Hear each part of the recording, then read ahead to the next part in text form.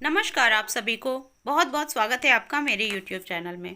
साथियों, आप सबकी खास गुजारिश पर पीठासीन की डायरी को किस प्रकार से भरना है, इसके लिए मैंने वीडियो बनाई है।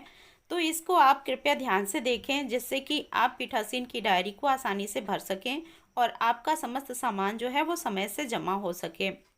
तो आइए देखते हैं कि पीठासीन की डायरी, जो कि कम से कम 26 इसमें पॉइंट्स होते हैं, तो उसको किस प्रकार से हमें कवर करना है कि हमारी पूरी डायरी के जो भी इंफॉर्मेशंस हैं वो सही सही और समय पर कंप्लीट हो जाएं। ये जो पीठासीन की डायरी है यह बहुत ही इंपॉर्टेंट होती है और सामान जमा करते समय हमें पीठासीन की डायरी ही सबसे पहले वहाँ जमा करना रहता है।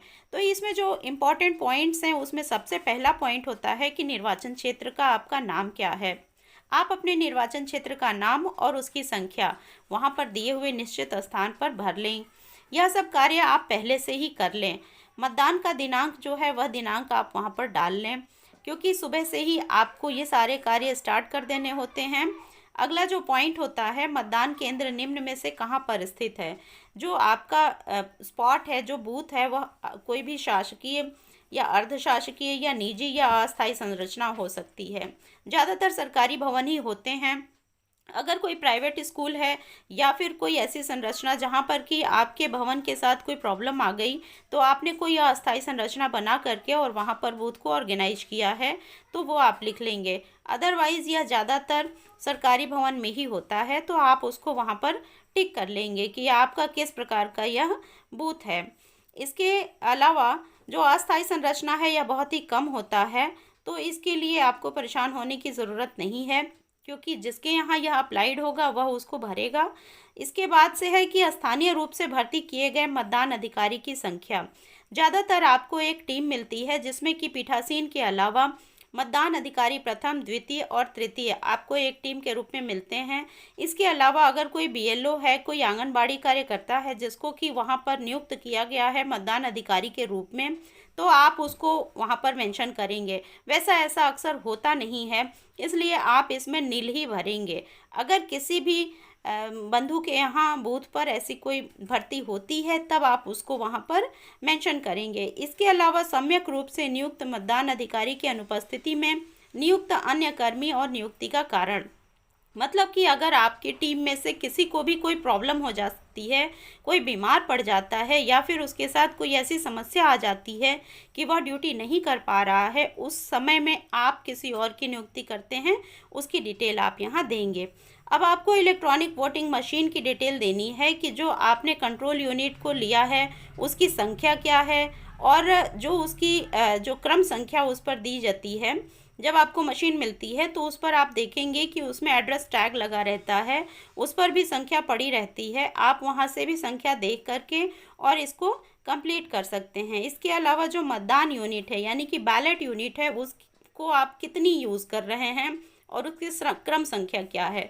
ज़्यादातर बैलेट यूनिट जो है वो एक ही यूज़ होती है, और अगर कभी ज़्यादा कैंडिडेट्स हैं तो आपको एक से ज़्यादा बैलेट यूनिट मिलता है। ऐसी स्थिति में आप उसकी संख्या एक से ज़्यादा जब आपको मिलती है तो आप मेंशन करें, और उसके साथ साथ उसकी क्रम संख्या भी उस पर पड़ी रहती है, तो आप वह क्रम संख्या देख करके और अपने पेपर पर उसको फिल कर लें। यह सारे कार्य आप पहले से ही करते रहें, शाम का इंतज़ार ना करें। इतना भरने के बाद प्रथम मतदान अधिकारी अपना हस्ताक्षर करेंगे और इसके साथ साथ पीठासीन अधिकारी भी अपना हस्ताक्षर करके इसको प्रमाणित करेंगे कि आपके बूथ पर ये मशीन, ये बैलेट मशीन, ये वीवीपैट और इस संख्या की जो है सारी चीज़ें आप इस्तेमाल कर रहे हैं, और इसी की रिपोर्टिंग आपको करनी है। सुनिश्चित स्थान पर सुनिश्चित समय के अंतराल पर आप वोटिंग को कंप्लीट कराएं और अपने ये सारे डॉक्यूमेंट्स भी समय समय पर उसमें लिखते रहें, जिससे कि आपको शाम को हड़बड़ी न हो और आप अपने सारे कार्य पूरे कर सकें। इसमें सभी मतदान अधिकारियों की भूमिका अहम होती है, सभी को मिलजुल करके कार्य करना चाहिए।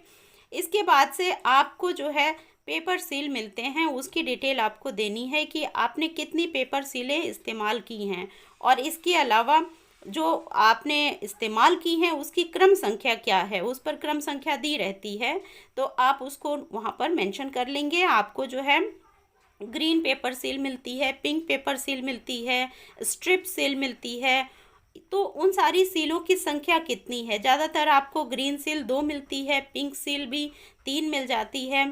तो आप जो है मशीन को सील करेंगे तो उसको सील करते समय आपने कितनी पेपर सीलों को यूज़ किया उसको आप उसमें मेंशन करेंगे, और जो पेपर सील आपकी बच जाती है उसको भी आपको मेंशन करना होता है, इसलिए आप उसको संभाल करके रखेंगे, क्योंकि शाम को जब सामान जमा होगा तो आपको बची हुई पेपर सील को भी लिफाफे में रख करके और वहाँ पर जमा करना होगा। अब जो है प्रदत्त किए गए विशेष टैग की संख्या, ज़्यादातर आपको 2 विशेष टैग ही मिलते हैं, और इसकी जो क्रम संख्या है वो क्रम संख्या को आप लिख लेंगे, आपने कितना यूज़ किया और कौन सा बच गया। ज़्यादातर इसमें से एक ही यूज़ होता है, क्योंकि जो क्लोज़ बटन है वहीं पर विशेष टैग लगाया जाता है। जब हम मशीन को क्लोज़ करते हैं तो वहाँ इस टैग को लगा करके हम जो है बैलेट यूनिट को सील करते हैं।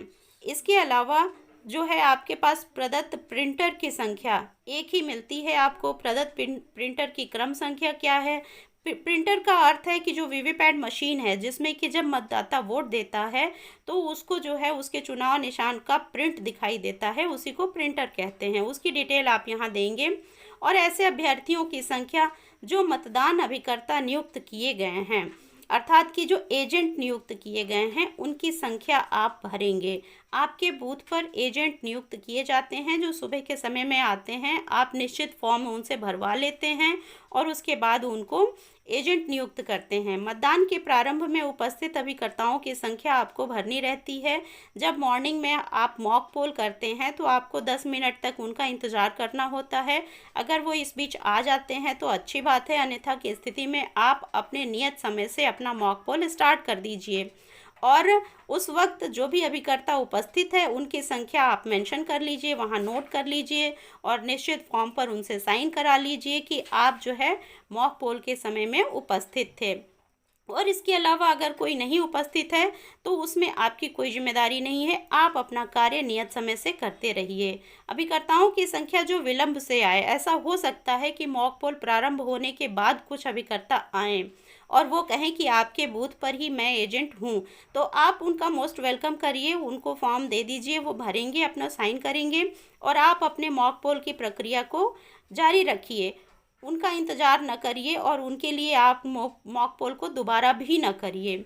मतदान की समाप्ति पर उपस्थित अभिकर्ताओं की संख्या, अर्थात कि शाम को जब आपका मतदान अंत होगा तो उस वक्त भी आपको एजेंट से साइन कराना होता है अपने 17 का रजिस्टर पर, जहां पर आप फिनिशिंग लाइन बनाते हैं और अंतिम मतदाता का क्रमांक लिखते हैं। इसके साथ साथ और भी सारी जो डिटेल्स होती हैं वो एजेंट्स को देनी पड़ती हैं कि आपके यहाँ कितनी वोटिंग हुई, कितने मेल फीमेल डाले गए वोट, और इसके अलावा एपिक और नॉन एपिक, ये सारी जानकारी जो है अभिकर्ताओं को भी देनी पड़ती है, तो आप वहाँ उसको लिख लेंगे। मतदान केंद्र पर नियत कुल मतदाताओं की संख्या, अर्थात कि आपके वोटर लिस्ट जो आपको प्राप्त हुई है उसमें कुल मतदाता कितने हैं। निर्वाचक नामावली की चिन्हित प्रति के अनुसार मत देने के लिए अनुज्ञात किए गए निर्वाचकों की संख्या, आपकी जो चिन्हित प्रति है जिसको कि मतदान अधिकारी प्रथम इस्तेमाल करते हैं और उससे मतदाताओं की पहचान करते हैं, उसमें कितने निर्वाचकों की संख्या है इसको आप यहाँ पर भर लेंगे। ये सारे कार्य जो है आप सुबह ही से प्रारंभ कर दीजिए, जिससे कि आपको दिक्कत ना हो, क्योंकि बहुत सारा कार्य करना होता है, बहुत सारे लिफाफे भरने होते हैं, तो आपको हड़बड़ी ना हो, इसलिए आप सारे कार्य धीरे धीरे पूरे करते रहिए।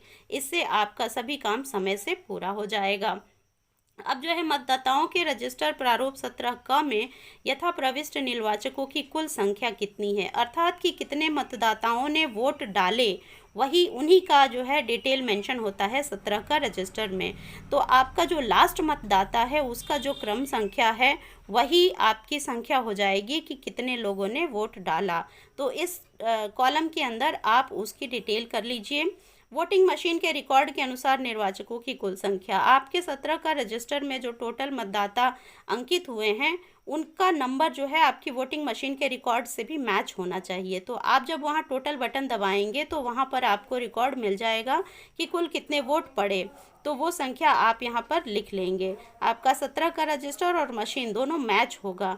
मतदाता जिन्होंने वोट डालने से मना कर दिया हो उनकी संख्या। कुछ ऐसे भी मतदाता होते हैं जो सारी प्रक्रिया से होने के बाद फिर वो कहते हैं मैं वोट नहीं डालूंगा, तो कोई बात नहीं, आप उनसे निर्धारित प्रारूप पर साइन करा लीजिए और जितने भी मतदाता इस प्रकार के आपको मिलते हैं उनकी संख्या आप यहाँ लिख लीजिए।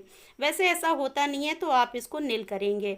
मतदाताओं की संख्या जिन्होंने मत दिए, अर्थात कि महिला पुरुष थर्ड जेंडर, और इसके साथ साथ कुल कितने मतदाता जो है वोट डाले, इसकी संख्या आप समय समय पर हर 2 घंटे पर आप बनाते हैं। तो उसको जो 2 घंटे वाली जो आपने डिटेल बनाई है उसको शाम को आपको टोटल करना होता है, वो टोटल आप यहाँ लिखेंगे। चैलेंज्ड वोट, स्वीकृत वोट की संख्या, अस्वीकृत वोट की संख्या और जब्त की गई धनराशि। चैलेंज्ड वोट जो है वो वोट होता है जिसमें कि जब वोटर वोट डालने आता है तो वहाँ पर जो एजेंट होता है वो एजेंट कहता है कि यह मतदाता गलत है, यह वोट नहीं डाल सकता है, तो उसको चैलेंज करता है वो एजेंट, और उसके चैलेंज के लिए आप उससे निर्धारित फॉर्म भरवा लेते हैं और उससे 2 रुपये की धनराशि को वो वहाँ पर जमा करता है और उसके बाद जांच की प्रक्रिया होती है। अगर वह व्यक्ति सही पाया जाता है तो वो वोट डालता है और वह धनराशि जो एजेंट ने जमा की है उसे पीठासीन जब्त कर लेते हैं, वही जब्त की गई धनराशि है। अन्यथा की स्थिति में उसे पुलिस के हवाले किया जाता है और मतदान की प्रक्रिया बाकी आगे जारी रहती है। उन व्यक्तियों की संख्या जिन्होंने ईडीसी सर्टिफिकेट प्रस्तुत करके वोट डाले। ईडीसी का अर्थ है कि इलेक्शन ड्यूटी सर्टिफिकेट। कुछ व्यक्ति ऐसे हैं जो इलेक्शन की ड्यूटी पर होते हैं और वो ईवीएम मशीन से ही वोट करने के इच्छुक होते हैं, तो इस तरह से वह अपने बूथ से इलेक्शन ड्यूटी सर्टिफिकेट प्राप्त करते हैं और उसको ले करके वो किसी भी बूथ पर जा कर के वोट डाल सकते हैं, ये उनका अधिकार होता है। तो वहाँ के पीठासीन जो है वो इसको रख लेते हैं अपने पास सर्टिफिकेट को और उनसे वोट की प्रक्रिया को कराते हैं। उनके नाम के आगे ये एडीसी मेंशन भी कर दिया जाता है।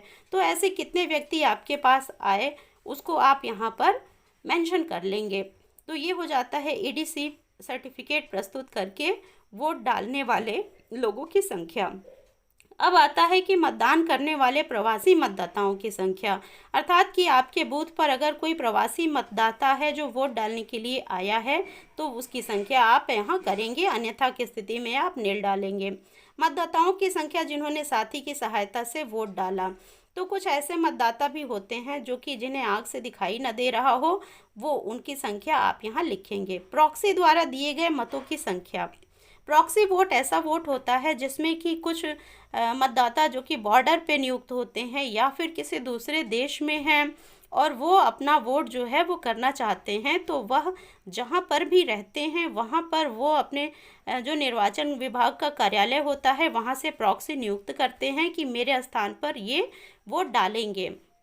तो अगर आपके यहाँ कोई प्रॉक्सी वोटर आता है तो आप उसकी संख्या को नोट कर लेंगे और वह संख्या आप यहाँ डालेंगे, अन्यथा आप यहाँ नील भरेंगे।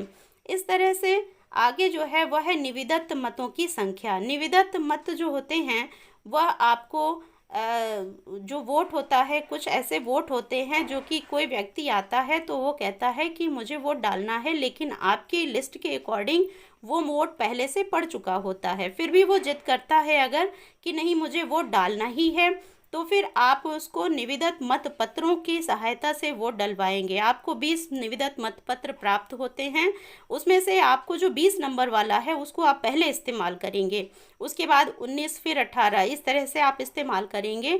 तो जितने वो आपके पास मत पत्र बचे रहेंगे उनकी संख्या भी आपको बाद में मेंशन करनी होती है। तो यहाँ पर आप ये मेंशन करेंगे कि निविदत मत पत्र से कितने लोगों ने वोट डाला। वैसे जनरली ऐसा होता नहीं है, लेकिन अगर आपके बूथ पर ऐसा कोई केस आता है तो आप उसकी संख्या यहाँ पर मेंशन करेंगे, अदरवाइज आप इसको नील दिखाएंगे। क्योंकि अगर कोई ऐसा मतदाता आता नहीं है तो फिर उसकी संख्या यहाँ पर कैसे लिखना है, तो हम उसे नील कर देंगे। निर्वाचकों की संख्या जिनसे उनकी आयु के बारे में घोषणाएं प्राप्त हुई और इसके साथ साथ जिन्होंने आयु संबंधी घोषणाएं देने से मना कर दिया। अर्थात कि कोई वोटर अगर आता है और पीठासीन को ऐसा लगता है कि यह वोटर जो है छोटा लग रहा है उम्र में और वह वोट डालना चाहता है, लिस्ट में उसका नाम भी है, तो आप उससे आयु के बारे में घोषणाएं लिखवा सकते हैं और उसको आप यहाँ पर रख सकते हैं। वैसे ऐसा होता नहीं है जनरली, क्योंकि जो भी वोटर लिस्ट बनती है वो बड़ी ही जांच पड़ताल के साथ बनती है, आधार को देख करके बनता है और आधार में डेट ऑफ बर्थ पड़ा रहता है। तो ऐसी गलतियों की गुंजाइश बहुत ही कम है, तो आपको यहाँ पर नील ही भरना होगा। लेकिन अगर कोई ऐसा केस आपके साथ आता है तो आप यहाँ पर उसकी संख्या भरेंगे, अन्यथा की स्थिति में यह नील ही होगा। क्या मतदान स्थगित करना आवश्यक था? यदि हाँ तो कारण। अगर किसी भी बूथ पर कोई ऐसी बात हो जाती है जिससे कि वहाँ मतदान को स्थगित किया जाता है, तो उसको आप यहाँ कारण सहित लिखेंगे। वैसे ऐसा होता नहीं है, इसलिए ये नील ही रहेगा, क्योंकि अभी इतने फोर्स रहते हैं तो वहाँ पर किसी भी प्रकार से कोई भी भय की आशंका नहीं है। तो आप बिल्कुल ही निश्चिंत होकर के मतदान कराएं और इसको भी आप नील ही करेंगे। इसके साथ साथ प्रत्येक 2 घंटे में डाले गए मतों की संख्या, जो भी आपको निर्वाचन विभाग द्वारा घोषित समय है उसके अकॉर्डिंग जितने बजे से मतदान प्रारंभ होता है तब से लेकर के प्रत्येक 2 घंटे पर आपको जो है वोटिंग डिटेल्स बनानी होती है कि कितने मेल, कितने फीमेल और कितने टोटल मतदाताओं ने वोट डाले हैं। तो ये संख्या आपको यहाँ पर भरनी है। मतदान समाप्ति के समय पंक्तिबद्ध मतदाताओं को दी गई पर्चियों की संख्या, ये ऐसी पर्चियां हैं कि मान लीजिए कि 6 बजे या 7 बजे आपका मतदान समाप्त होना है, तो 6 बजे मतदान समाप्ति के समय भी अगर आपकी लाइन में लोग खड़े हैं तो उस वक्त आप गेट बंद करा देंगे और जितने लोग आपके यहाँ पंक्तिबद्ध हैं उनको आप पर्चियां बनाएंगे और पर्चियां बांटेंगे। पर्चियों को कुछ इस प्रकार से बनाएंगे कि आपके पास अगर 20 लोग खड़े हैं लाइन में तो आप 20 पर्चियां बनाएंगे और जो 1 नंबर की पर्ची है वो सबसे पीछे के मतदाता को आप देंगे। इस प्रकार से बांटते हुए आप 20 नंबर तक आप मतदान अधिकारी प्रथम तक आ जाएंगे और इस तरह से आपको समय समय पर पता चलता रहेगा कि और कितने मतदाता आपकी लाइन में हैं। ऐसे अंतिम मतदाता के वोट डालने के पश्चात मतदान समाप्ति का वास्तविक समय, अर्थात कि वोट डालने के समय समाप्ति के बाद भी जो लाइन लगी थी तो उसमें जो सबसे आखिरी मतदाता था उसने कितने बजे वोट डाला वो आप यहाँ लिखेंगे। निर्वाचन अपराधों का विस्तृत विवरण, मतदान केंद्र या बूथ से 100 मीटर के दायरे में कोई अगर चुनाव प्रचार कर रहा है तो उसका आप यहाँ विस्तृत विवरण करेंगे। वैसे ऐसा होता नहीं है क्योंकि आपका जो है वहाँ पर फोर्स लगी रहती है। मतदाताओं द्वारा प्रतिरूपण करना, अगर ऐसा कुछ होता है, अन्यथा इसको नील करेंगे आप। मतदान केंद्र पर किसी सूचना या पोस्टर को छल कपट से बिगाड़ना या क्षति पहुंचाना, अगर ऐसा कोई करता है तो आप उसको लिखेंगे। मतदाताओं को रिश्वत देना या किसी भी प्रकार से मतदाताओं को बरगलाना, उनको किसी भी प्रकार से भयभीत करना जिससे कि उनको मत देने में दिक्कत आए, तो आप इसमें उसका मेंशन करेंगे, कारण भरेंगे। लेकिन ऐसा अगर नहीं होता है, किसी भी मतदान केंद्र पर कब्जा होना, ये सब कुछ नहीं होता है जनरली, तो आप यहाँ पर नील ही भरेंगे। इस प्रकार से ये सारी चीज़ें आप वोटिंग समाप्त होने के समय कर लें। क्या निम्नलिखित कारणों से मतदान में बाधा आई, जैसे कि कोई उपद्रव हुआ, कोई खुली हिंसा, प्राकृतिक आपदा, बूथ कैप्चरिंग, वोटिंग मशीन का विफल होना या फिर कोई अन्य कारण? अगर इस प्रकार की कोई भी कारण होती है तो आप उसको मेंशन करेंगे, अन्यथा सभी के आगे आप नील भरेंगे। क्या वोटिंग मशीन को किसी प्रकार से भी क्षति पहुंचाई गई है? किसी भी पीठासीन अधिकारी से छीन करके, आकस्मिक या जानबूझ करके उसे नष्ट करने की कोशिश की गई, या वोटिंग मशीन से कोई भी छेड़छाड़ की गई और उस मतदान को बाधित करने का प्रयास किया गया? अगर इस तरह से कुछ भी होता है तो आप यहाँ भरेंगे, अन्यथा नील भरेंगे। मतदाता या अभिकर्ता द्वारा जो है विधि या व्यवस्था को भंग करने संबंधी कोई मामले हैं तो उसको जो है आप यहाँ पर उसकी संख्या लिखेंगे, अन्यथा नील भरेंगे। मतदान केंद्र पर हुई त्रुटियों या अनियमितताओं का विवरण भी आपको भरना है, यदि कोई ऐसा हो तो। अगर ऐसा कुछ भी नहीं होता है तो आप यहाँ नील भरेंगे। क्या मतदान प्रारंभ होने से पूर्व या यदि आवश्यक हो तो मतदान के क्रम में जब कोई वोटिंग मशीन को उपयोग में लाया जाता है तो मतदान की समाप्ति पर आप उसमें घोषणा लिखेंगे। जैसे कोई मशीन खराब हो जाती है और आप दूसरी मशीन इस्तेमाल करते हैं तो उसको भी आप डिक्लेरेशन यहाँ पर देंगे। इस तरह से स्थान, तिथि और पीठासीन के हस्ताक्षर के साथ आपका ये वोट जो है वो कंप्लीट हो जाएगा। Thank you.